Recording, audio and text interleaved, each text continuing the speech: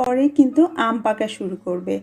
তাই কাঁচা আমের সিজন থাকতেই আপনাদের সঙ্গে আমের একটা আচারের রেসিপি শেয়ার করছি। আমাদের এলাকায় এটাকে বলা হয় আমচুর, কেউ কেউ এটাকে আম তেল বা আমের ঝুরি আচারও বলে থাকেন।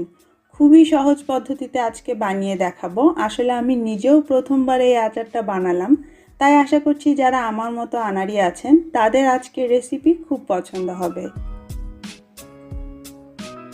আমচুর বা আমের তেলের আচার বানানোর জন্য আমাদের লাগবে কাঁচা আম। একদম কুশি আম থেকে শুরু করে বতি হয়ে যাওয়া হালকা হলদেটে আম দিয়ে পর্যন্ত আপনি এই আচার বানাতে পারবেন। আমি এরকম সাইজের বড় 3টা কাঁচা আম নিয়েছি। প্রথমে আমটাকে ছিলে তারপরে ধুয়ে নিয়েছি।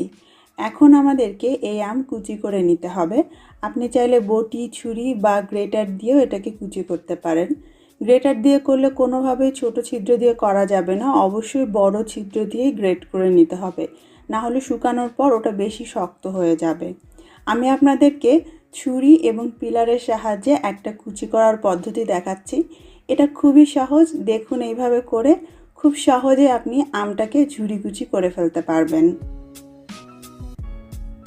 প্রথমে আমের গায়ে এরকম একটু ঘন ঘন করে প্রায় আটি পর্যন্ত কিছুটা দাগ কেটে নিতে হবে।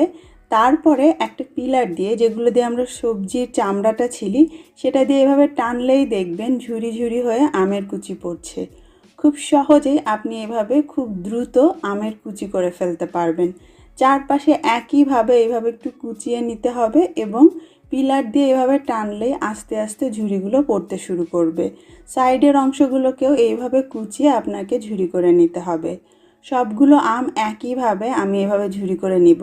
আর দেখতেই পাচ্ছেন কত সহজে ছুরি আর পিলারের সাহায্যে একদম বটির মতো করে কুচি করে নেওয়া গেল। তবে আপনি চাইলে গ্রেটার দিয়েও কিন্তু মোটা এইভাবে কুচি করে নিতে পারবেন। সবগুলো আম আমি একইভাবে কুচি করে নিয়েছি, শুধুমাত্র আটিটা ফেলে দিয়ে। আর দেখতেই পাচ্ছেন অনেকখানি আমের কুচি হয়েছে। এখন আমাদের প্রথমে যেটা করতে হবে, এর মধ্যে প্রায় 1 টেবিল চামচের মতো লবণ দিয়ে দিচ্ছি।